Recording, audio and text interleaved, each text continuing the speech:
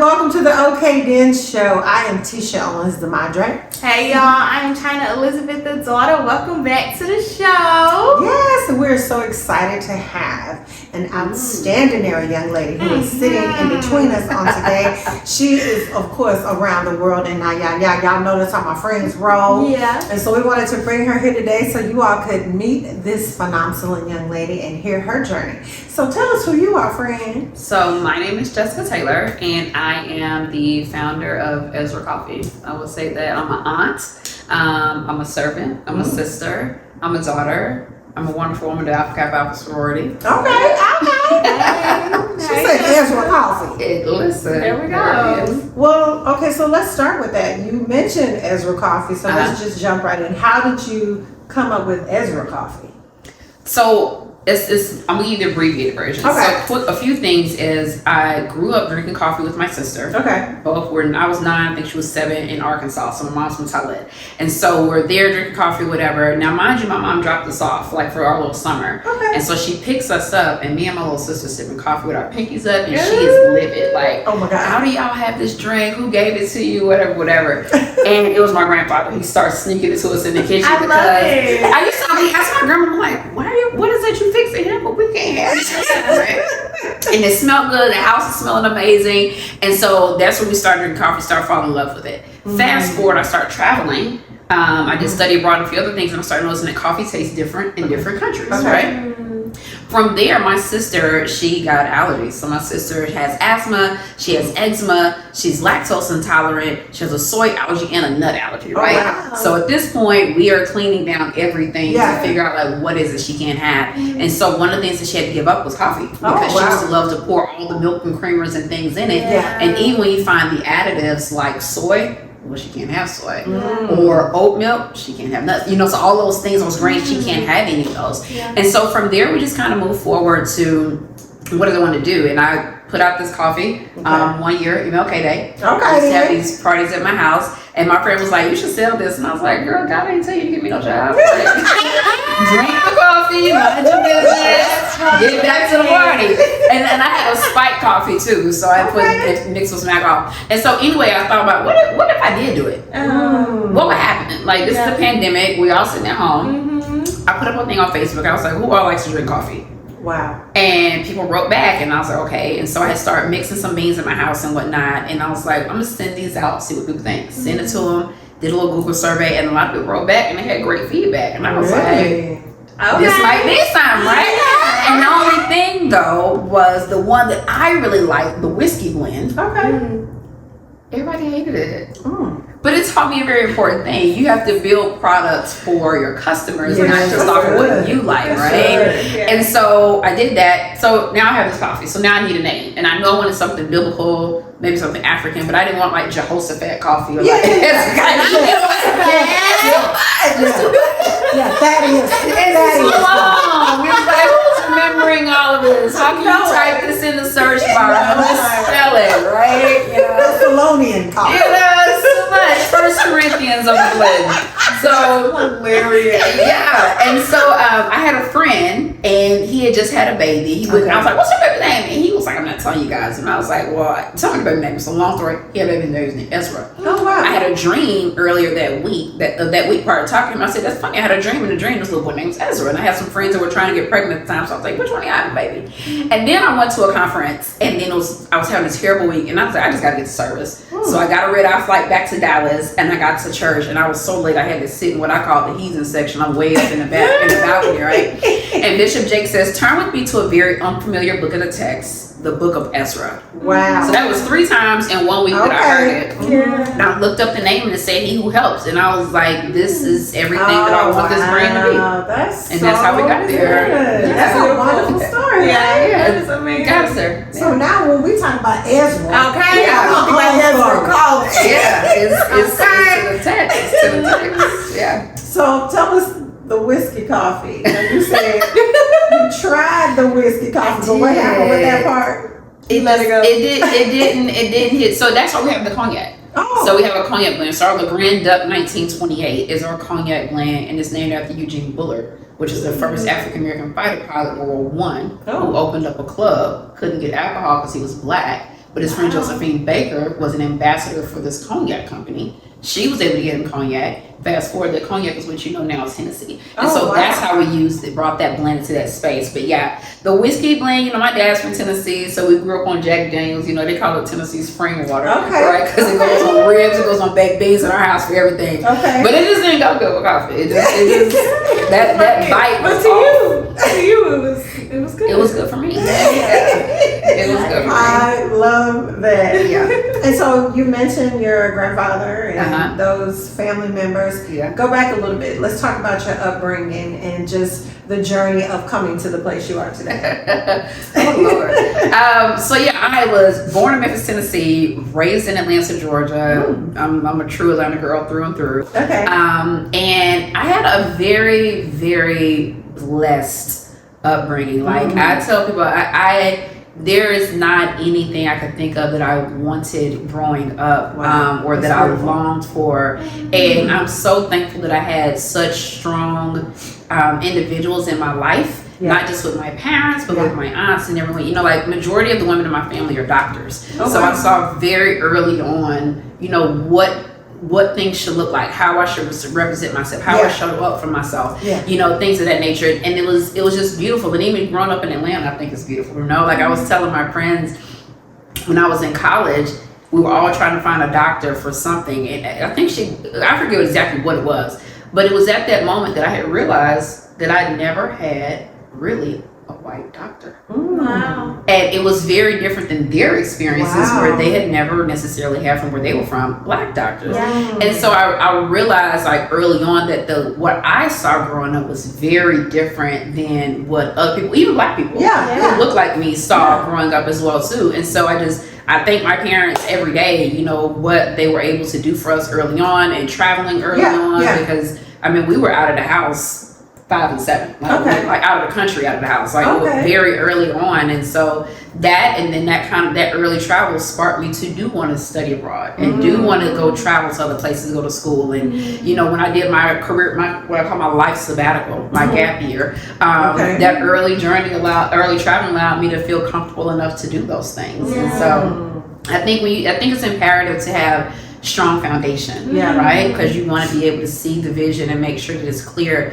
of what you want your life to look. I didn't always know that I would be doing a coffee company, but I knew that I was going to have a business. Got it. Right? I didn't always know that I was going to be in Texas, but my mom told us at 18, you can't stay in Georgia for college, and you can't go to certain school. Like, your life is going to look different. You're not going to do this. Atlanta was uber black, so she was like, no, none of these AUC, HBCUs, not because she didn't want us to experience it, but because we had already experienced it. We needed to see something different. That's so good. And let me ask you, with having that experience, how did that help you with relationships down the line, with girlfriends, with experiences? Because again, sometimes when you have that kind of information and education to these different experiences, it causes you to either connect well with others or other people to kind of feel like, I don't understand her. On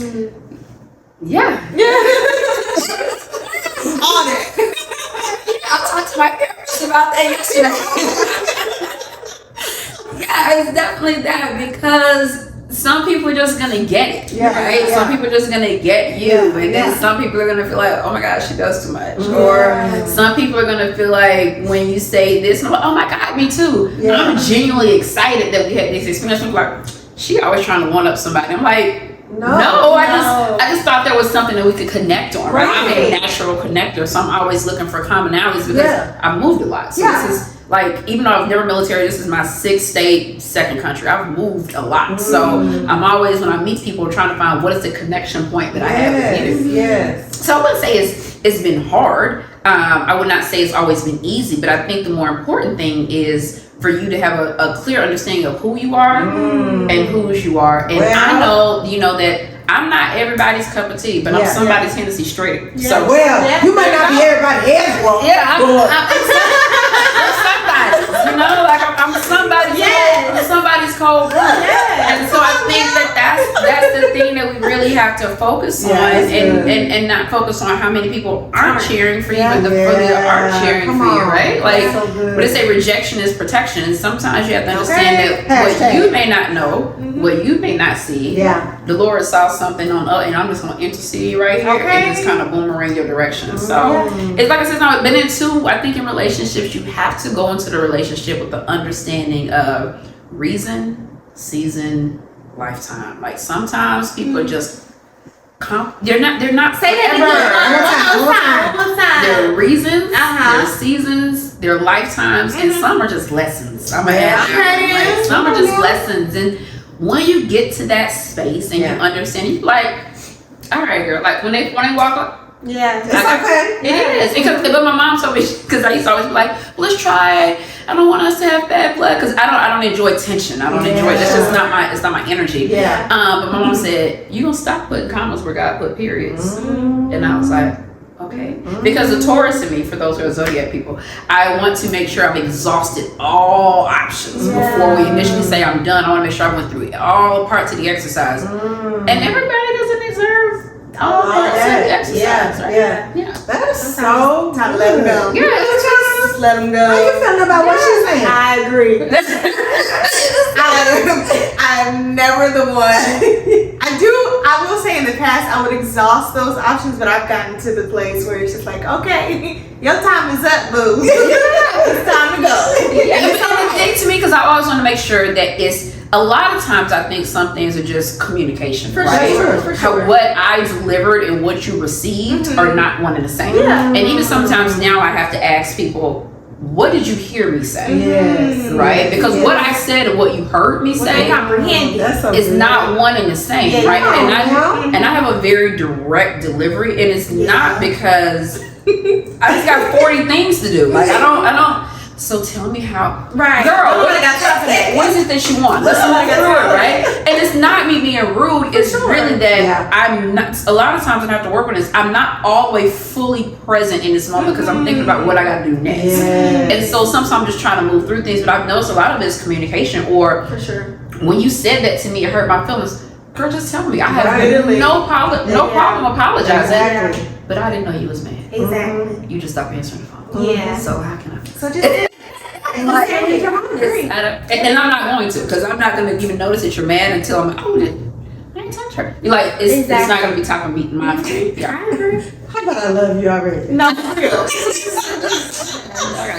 I appreciate the honesty. I appreciate the realness and you knowing who you are, because again, when it comes to a lot of the women that I've come in contact with or have learned about even sitting here on this couch, everyone has different experiences, but most of them have said the reason why they are flourishing at this point is because they have realized who they are and whose they are. And I think it takes a lot of time sometimes for us, or experiences even, for us sometimes to get that, because when people are telling us these things, we don't always get it right away, but sometimes it takes a lot of hurt. It takes a lot of miscommunication and realizing, like you said, did you understand what I said? What did you hear? I said this, but you took it a total different way. And so once we get the opportunity to practice communication, understand whose we are, and then, like I said, going through different experiences where we can now kind of make some sense about some things, because even you, because of the experiences that you've gone through and you've learned who you are, you can even sometimes realize, okay, wait a minute, I see that this is not a good thing. Like we're not working out. I'm pushing something that's not necessarily working for us, you know? And so I just appreciate you sharing that. That was really beautiful. And so now let's talk about your relationship with your parents. Tell me, because you've gotten to this place somehow. You know, you didn't just wake up and like, I know whose I am. There was a process that you went through. So kind of tell me the journey of who was that influence in your life growing up, or that person that was pushing you to understand who you were?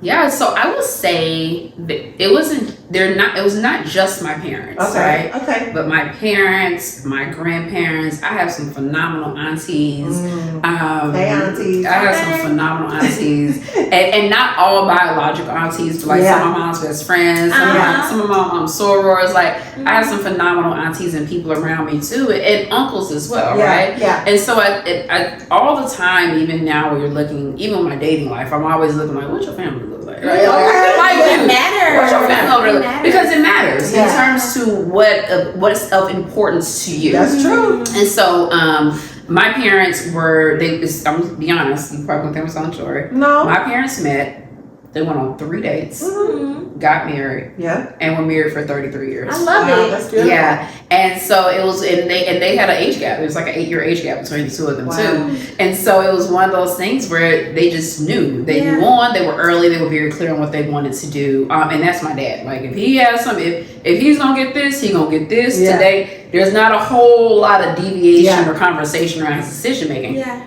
And I think that's kind of well with me too, right? Once my mind's made up, it's gonna take an act of God to move me in the direction. So my parents did that, and they had a beautiful man. But more importantly, thing I learned about my parents' relationship, they were friends. Like, my parents, they were the biggest pranksters. Like, it's not odd. It was not odd to wake up in our house and my mom's bras in the freezer, or my daddy's clippers, or somewhere random. Like, it was always in our house, literally just flat out prank wars all the time. But that was them. You know, they were friends. And because they had that, you know, even the times where, you know, marriage is tough. They still were friends. You know what I'm saying? And they could even say, my mom would say, I don't like you today. I love you always, but I don't like you right now. And they could be in those spaces with each other, right? And so they had a very beautiful relationship, the highs and the lows. There was still beauty in them, right? Yeah, that's good. And so then my mother now lives with Jesus, and she's been there about 7 years, sitting on the right hand of the Father. You know what I'm saying? Kicking it. I know she got some nice cornbread and milk going on up there. That's her favorite thing. But yeah, so that's where she is. And so my mother got sick, because my mother got sick, and then she eventually went to see Jesus. In that space, I saw the beauty of that. You know what I'm saying? Because a lot of times, even in this space of relationships now, it's so frustrating, because it's always around, what you gonna pay for? 50-50 this. I'm so tired of 50-50. I don't want to hear it no more. The plate fixing, and it's so trivial, because none of those things matter when someone is not able to physically be the person that you once picked, right? Or you chose, or however you want to say it. And so I think people miss that, because this person could be the biggest provider. He pays all the bills, but literally slipped, and now he is bedridden. And do you still like them? You know? And so with my mom, she was sick, she was in a coma, all these kind of things were happening, right? And I watched my father and his resilience of continuously not only supporting her, but he got 2 kids. He's, you know, making sure me and my sister are good, making sure that things are going well, and he's still carrying the weight of watching his best friend move from what he knew to a new space, right? So which is different. And not only that, but now he has to show up different, you know, and how he supports my mom, and then also how he supports us, and how he continues to keep that going for himself. So it was a very different space, but in all things, I'm thankful that I was able to witness it. Because it showed me what else to look for in a partner, you know? Because there was a moment when my mom was she was in a coma. This was Christmas. And we were all in there, and it wasn't looking good. And so her doctor came in, and he was very, very confident in his position. He said, you know, I just think you guys should just go ahead and call the family in. It's not looking like, you know, this is going to go the way you want it to go. And my dad said, that's fine. We're going to call them in, all right? But it's not for what you think it's going to be. And I was like, oh Lord, he's going to go off on these people. I think my dad finna get put out. And he got on the phone, and the mother from our church showed up. And one of the deacons from our church showed up, and when my mom was sore, and people started coming, and they brought prayer blankets, and they laid, they came in that room and they held hands and they prayed for her in deep prayer. So my father didn't allow this man who confident in his medical to tell him that it's time for her to go. He went and laid before the father and got clear direction and discernment on what he needed to do. And guess what? On that 14th day, she woke up. She didn't have psychosis. She knew where she was. And she went on with another 2.5 years, right? Wow. But the thing is, my mom always said, you want somebody who can speak for you when you can't speak for yourself. Hallelujah. And she couldn't speak then. But she made sure that her partner that she chose, that God ordained a position for her, was strong enough to carry her and her kids. That's beautiful. In a space where she couldn't even be able to see way through. So that's why when I say, when you look at relation, for me, I look at them a lot differently. I don't get lost in the 50 this or 50 that, because I need my person to be whole and resolute in his calling of who he is and whose he is, so that if he has to step out here on behalf of me, he can do that confidently. And not be worried.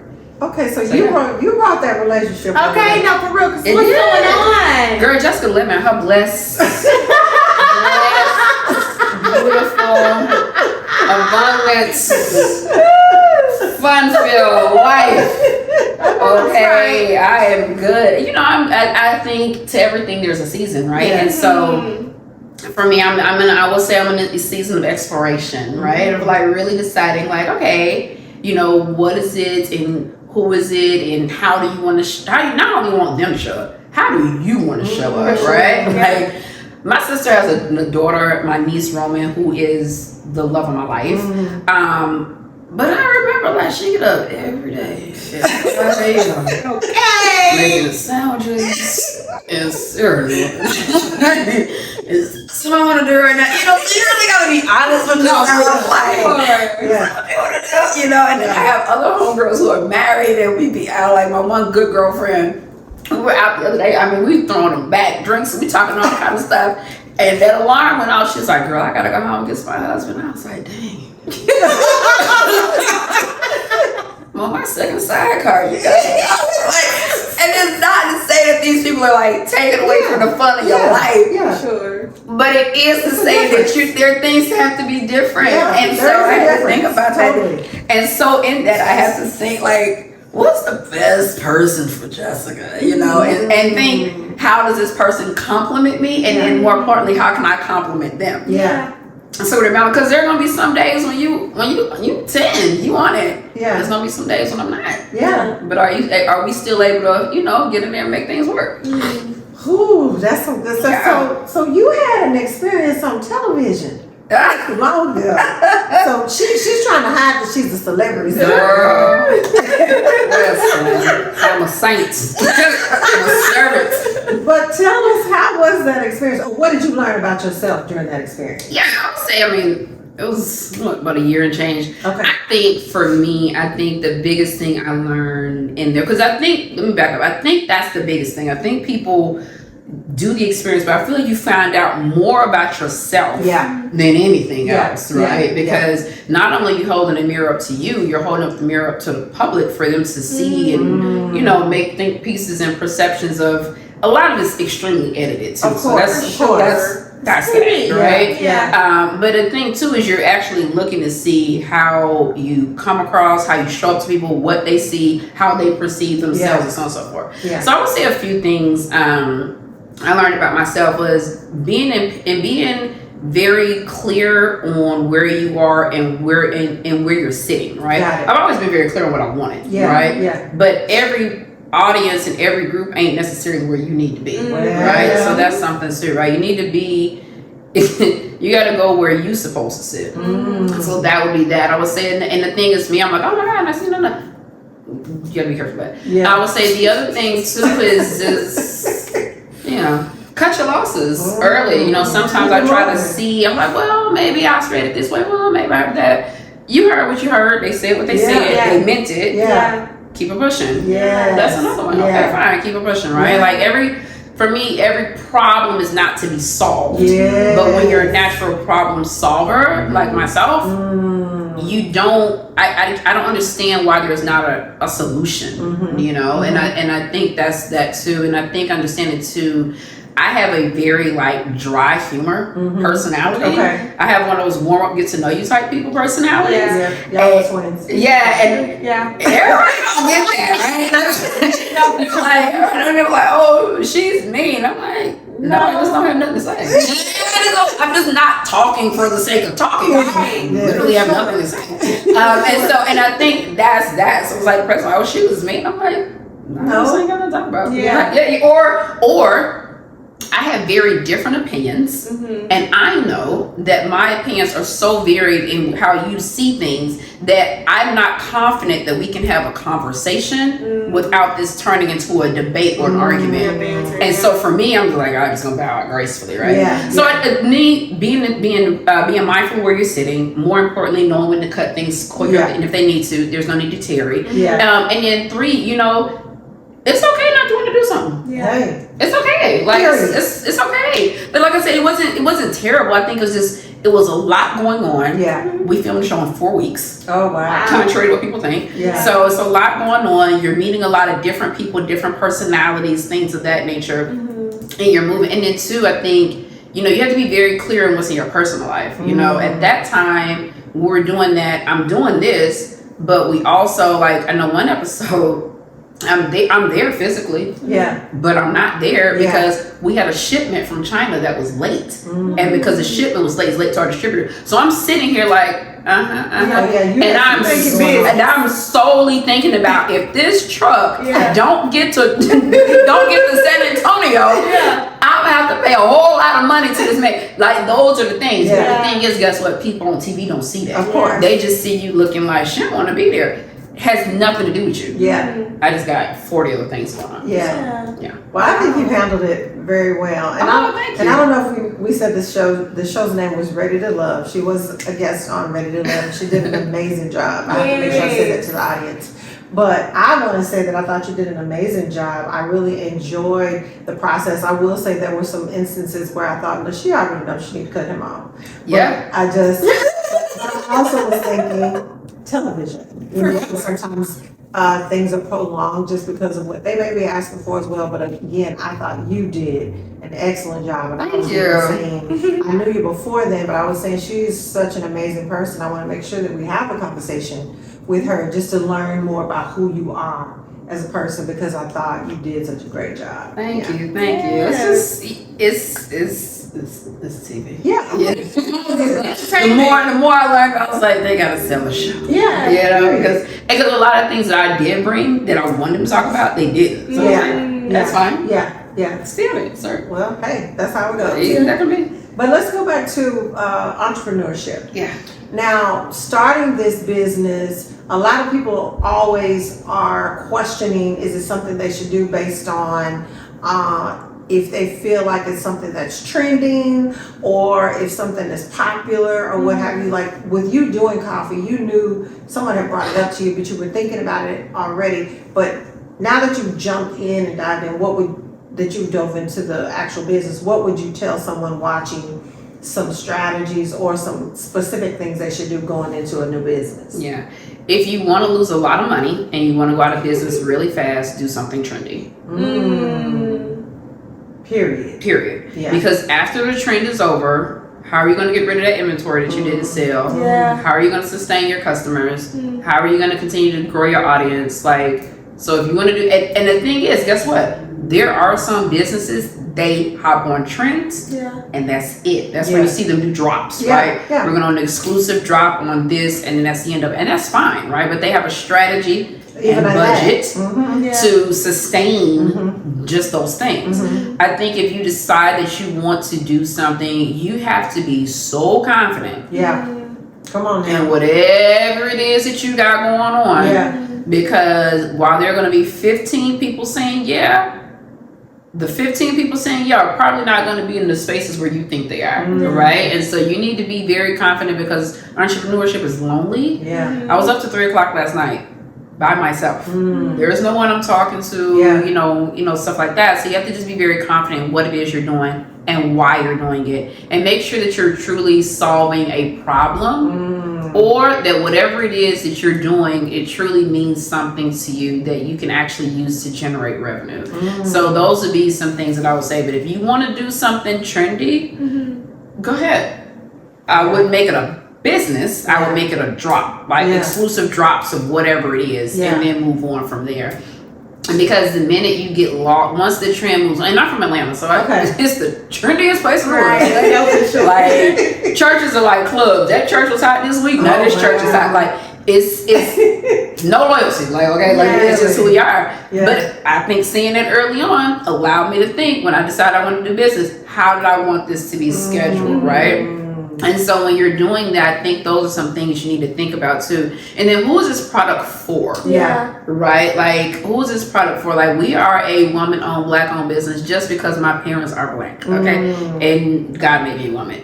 I don't lead with us being a woman-owned and black-owned business. We are a coffee brand, and it can be consumed by anyone.